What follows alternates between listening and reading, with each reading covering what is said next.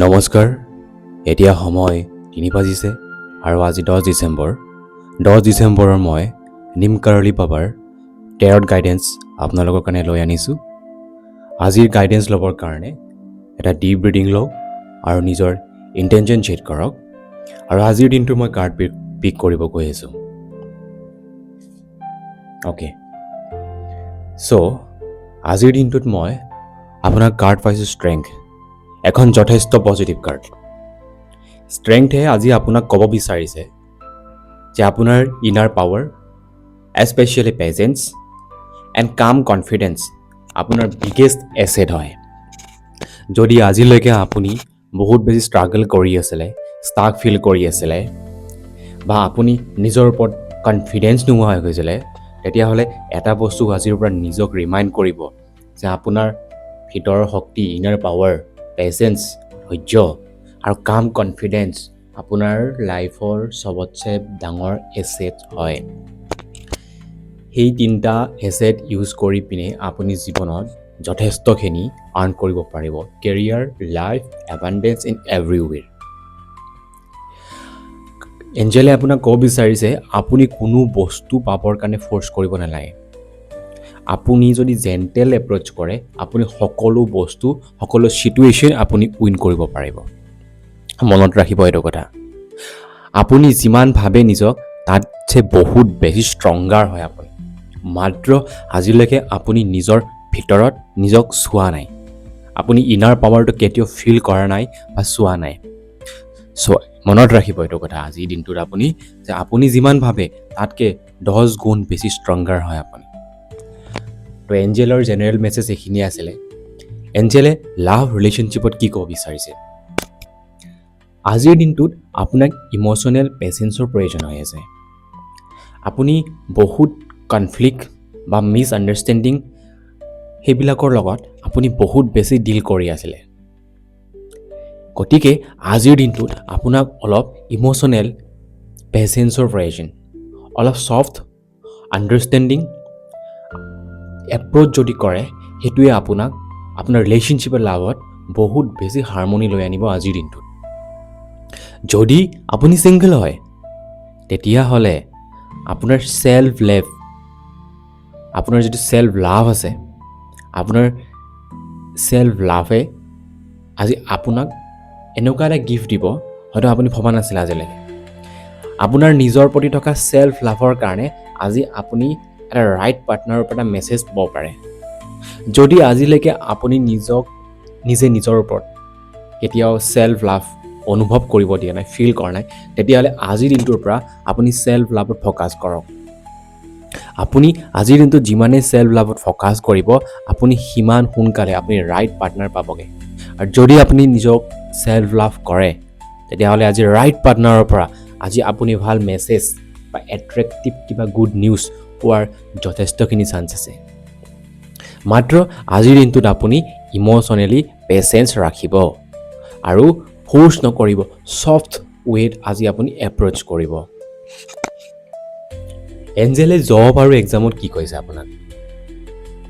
আজিৰ দিনটোত আপুনি কিবা এনেকুৱা টাস্ক কৰিব গৈ আছে য'ত প্ৰেছাৰ পাব আপুনি। বাট এঞ্জেলে আপোনাক কৈছে আপুনি যদি প্ৰেছাৰ পাব, আপুনি সেইটো মেচিউৰিটি হেণ্ডেল কৰিব। এইটো এটা চাইন হয় যে আপুনি যথেষ্টখিনি গ্ৰ'থ কৰিলে লাইফত, আৰু এঞ্জেলে আপোনাক প্ৰটেক্ট কৰি আছে।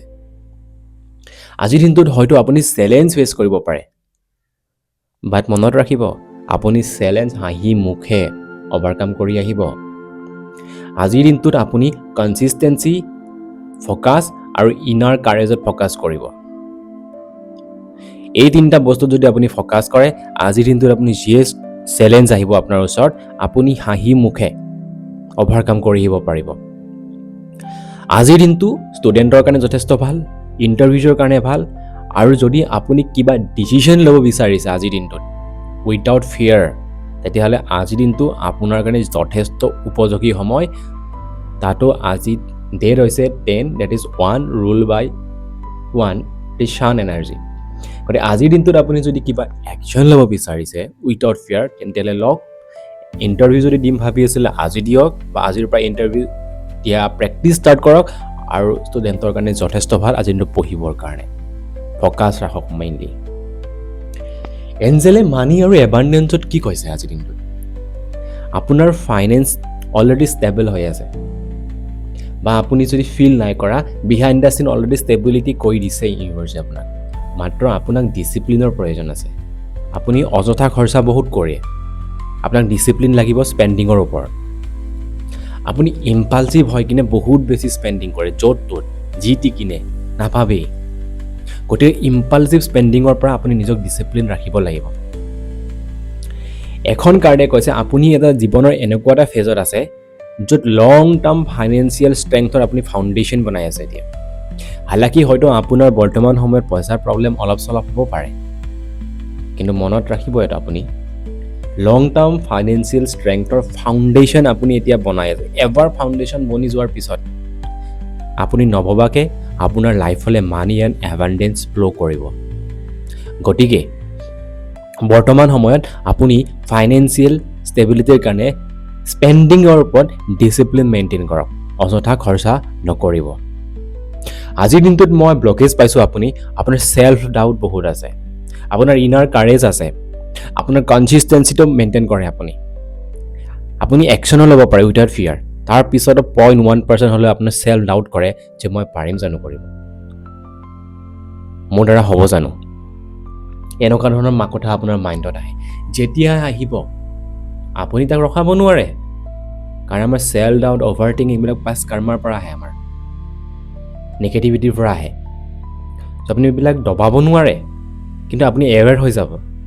যেতিয়াই ছেল্ফ ডাউট আহিব আপুনি এৱেৰ হ'ব, আৰু আপুনি নিজে নিজে ক'ব মই সেইটো নহয়, মোৰ কনচিষ্টেণ্ট পাৱাৰ আছে, মই কাৰেজিয়াছ হয়, মোৰ ইনাৰ ষ্ট্ৰেংথ বহুত আছে। এৱেৰ হ'ব আৰু একশ্যন ল'ব। দেখিব লাহে লাহে আপোনাৰ নিগেটিভিটিবিলাক আপোনাৰ লাইফৰ পৰা আঁতৰি যাবগৈ। আপুনি জানে আপোনাৰ এবিলিটিজ কিমান আছে। আপুনি বহুত ষ্ট্ৰং মানুহ হয়, ষ্ট্ৰং মাইণ্ডছেটৰ মানুহ হয়। আপুনি জানে আপোনাৰ এবিলিটিজ কি আছে, বাট আপোনাৰ যিটো ভয় আছে সেইটোৱে আপোনাক শ্ল' ডাউন কৰি দিয়ে।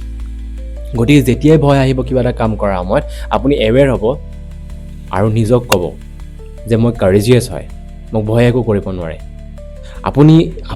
আপুনি নিজৰ ইনাৰ ষ্ট্ৰেংথৰ ওপৰত ফ'কাছ কৰক, আৰু লাহে লাহে দেখিব আপুনি ক'ৰ পৰা ক'লৈকে গৈ পাবগৈ।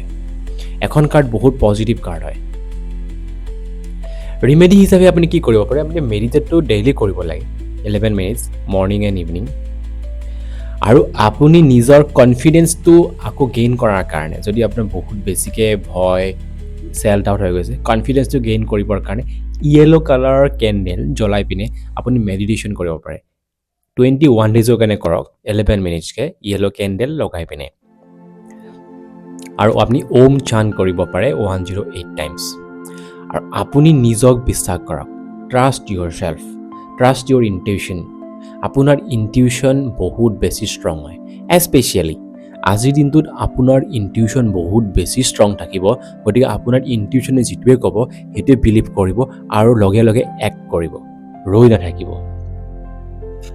আজিৰ দিনটোৰ এঞ্জেল নাম্বাৰ মই পাইছোঁ 888। 888 বহুত পজিটিভ নাম্বাৰ হয়। 888 কয় যে এবাণ্ডেঞ্চ হ'ব আপোনাৰ লাইফত, আপোনাৰ লাইফত ষ্ট্ৰেংথ আকৌ ঘূৰি আহিব, আপুনি বহুত পাৱাৰফুল বনিব, আৰু যি কৰ্মা আছিলে সেই কাৰ্মিক ব্লেছিংছ পাব আজি আপুনি। গতিকে অল ট'টেল এবাণ্ডেঞ্চ প্ৰস্পেৰিটি হয় আপোনাৰ লাইফত আজি। আপুনি এবাণ্ডেঞ্চে দেখিব চবফালে আজি। ষ্ট্ৰেংথ ফিল কৰিব আপুনি নিজৰ ভিতৰৰ পৰা, পাৱাৰ ফিল কৰিব, আপুনি পাৱাৰ পাব, আৰু কাৰ্মিক ব্লেছিংছ পাব আজিৰ দিনটোত। আপুনি যি কৰ্মা আছিলে তাৰ কাৰ্মিক ব্লেছিংছ পাব। গতিকে আজিৰ দিনটো যথেষ্ট ভাল, কাৰ্ডৰ ফালৰ পৰাও আৰু এঞ্জেল নাম্বাৰৰ ফালৰ পৰাও। যদি আজিৰ দিনটোত আপুনি 888 এঞ্জেল নাম্বাৰ দেখি পায়, তেতিয়াহ'লে আপুনি পজ হ'ব আৰু কি ভাবি আছে চাব। দেখিব আপুনি যিটো ভাবি আছে এঞ্জেলে আপোনাক সেই ৰিলেটেড এবাণ্ডেঞ্চৰ কথা কৈছে। এঞ্জেলে আপোনাক অলৱেজ প্ৰটেক্ট কৰি থাকে, অলৱেজ প্ৰটেক্ট কৰি যাব। গতিকে আজিৰ দিনটোৰ এইখিনি গাইডেঞ্চ আপুনি ফ'ল' কৰিব আৰু দিনটো পাৰ কৰিব। আৰু দিনটোত এবাৰ হ'লেও আপুনি যদি যথেষ্ট ব্যস্ত থাকে, এবাৰৰ কাৰণে হ'লেও আপুনি মেডিটেশ্যন কৰিবই কৰিব। চ' আজিৰ কাৰ্ডৰ গাইডেঞ্চ আৰু এঞ্জেল নাম্বাৰ ইমানখিনিয়ে আছিলে। যদি আপোনাৰ ভাল লাগিছে তেতিয়াহ'লে লাইক আৰু ছাবস্ক্ৰাইব কৰিব। অহাকাইলৈ আকৌ লগ পাম। Thank you so' much